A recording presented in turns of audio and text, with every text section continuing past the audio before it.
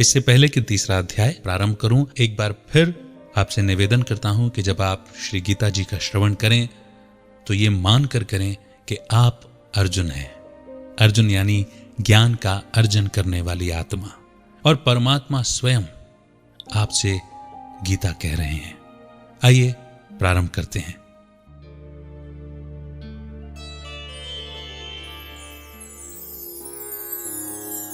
अर्जुन ने पूछा, हे जनार्दन, यदि आपके मत से कम बुद्धि श्रेष्ठ है तो हे केशव, मुझे इस घोर कर्म में क्यों लगाते हो? मिले हुए वचनों से आप मेरी बुद्धि को भ्रम में डाल रहे हैं। निश्चय करके मुझे बतलाइए जिससे मैं कल्याण को प्राप्त हूं। भगवान बोले, हे निष्पाप अर्जुन, मैं पहले समझा चुका हूं कि इस लोक में दो प्रकार की निष्ठा कही है। एक तो सांख्य वालों का ध्यान योग, दूसरा योगियों का कर्म योग। कर्मों को प्रारंभ न करने से ही कोई निष्कर्म नहीं कहलाता, और कर्मों को त्याग करके संन्यास ग्रहण करने से ही किसी को सिद्धि नहीं मिलती। मनुष्य क्षण भर भी कर्म किए बिना नहीं रह सकता। प्रकृति के गुण ही सब मनुष्यों को कुछ न कुछ कर्म करने में लगाते हैं। जो अज्ञानी कर्मेंद्रियों को रोककर आत्मचिंतन करने के बहाने विषयों का चिंतन करता है, वह पाखंडी मिथ्याचारी कहलाता है। हे अर्जुन, जो इंद्रियों को मन से दमन कर और विषयों में प्रवृत्त न होने देकर उनसे कार्य लेता है, वह कर्म योग का अभ्यास करता है और श्रेष्ठ कहलाता है। अपने धर्म के अनुसार नियमित कर्म के न करने से कर्म को करना अच्छा है। बिना कर्म किए तुम्हारे शरीर का निर्वाह नहीं हो सकता। हे कौन्तेय, यज्ञ के निमित्त किए जाने वाले कर्मों को छोड़कर जितने कर्म हैं, उनके करने से मनुष्य का बंधन होता है। अतएव तुम फल की इच्छा त्याग कर यज्ञ के लिए कर्म करो। सृष्टि के आरंभ काल में ब्रह्मा जी ने यज्ञ सहित प्रजा को उत्पन्न कर प्रजा से कहा था, तुम यज्ञ आदि कर्म करके वृद्धि को प्राप्त होगे।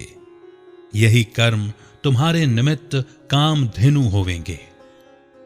इस यज्ञ से तुम देवताओं को संतुष्ट करते रहो और देवता भी तुमको संतुष्ट करेंगे।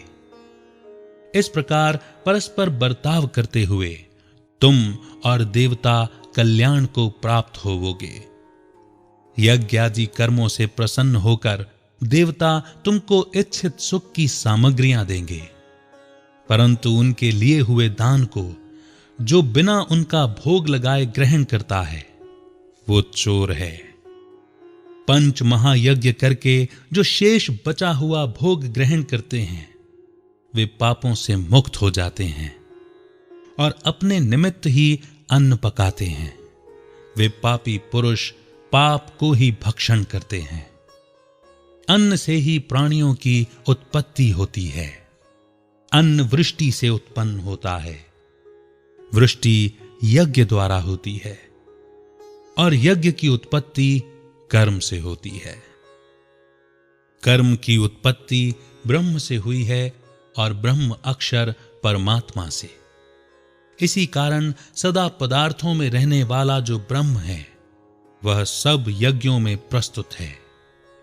हे पार्थ, इस प्रकार चलाए हुए कर्म चक्र के अनुसार जो नहीं चलता है, वह पापमय है और उनका जीवन व्यर्थ है। जो मनुष्य आत्मा में ही रहता है और आत्मा आनंद के अनुभव से तृप्त रहता है, आत्मा में ही संतुष्ट है, उससे कुछ भी कार्य शेष नहीं। वह कर्म करे या ना करे, उसको कोई प्रयोजन अथवा लाभ नहीं है, और किसी प्राणी में अपना लाभ करा लेने की भी उसे कोई आवश्यकता नहीं है। इसीलिए तुम भी फल प्राप्ति की इच्छा त्याग कर्तव्य का पालन करो क्योंकि फल की इच्छा त्याग कर कर्म करने वाला मनुष्य मुक्ति को प्राप्त होता है। हे पार्थ, मुझे 3 लोकों में भी कर्म शेष नहीं रहा और न ही कोई अप्राप्य वस्तु प्राप्त करनी है, फिर भी मैं कर्म करता हूं। यदि हम ही आलस्य में आकर कर्मों को नहीं करेंगे तो अन्य मनुष्य भी हमारे पथ का अनुकरण करेंगे। इससे मैं कर्म न करूं तो सब लोग भी कर्म न करने से नष्ट हो जावेंगे। इससे मैं वर्ण शंकर के उत्पन्न करने का हेतु बनकर प्रजा को नष्ट करने वाला समझा जाऊंगा। जिस प्रकार अज्ञानी फल की इच्छा करके कर्म करता है, वैसे ही धन की इच्छा न करते हुए ज्ञानी को लोक शिक्षा की इच्छा करते हुए कर्म करना उचित है। कर्म में आसक्त अज्ञानियों की बुद्धि में ज्ञानी भेदभाव उत्पन्न न करें, परंतु आप स्वयं कर्म करता हुआ उसमें भी प्रसन्नता पूर्वक कर्म करावें। हे अर्जुन, सब कर्म प्रकृति के गुणों को करके ही उत्पन्न होते हैं, परंतु जिनकी बुद्धि अहंकार से भ्रष्ट है, ऐसे मूर्ख लोग समझते हैं कि हम कर्ता हैं। परंतु जो गुण और कर्म के विभाग का सच्चा तत्व जानता है, वह ज्ञानी पुरुष ये समझकर इसमें आसक्त नहीं होता कि गुणों का यह खेल आपस में हो रहा है।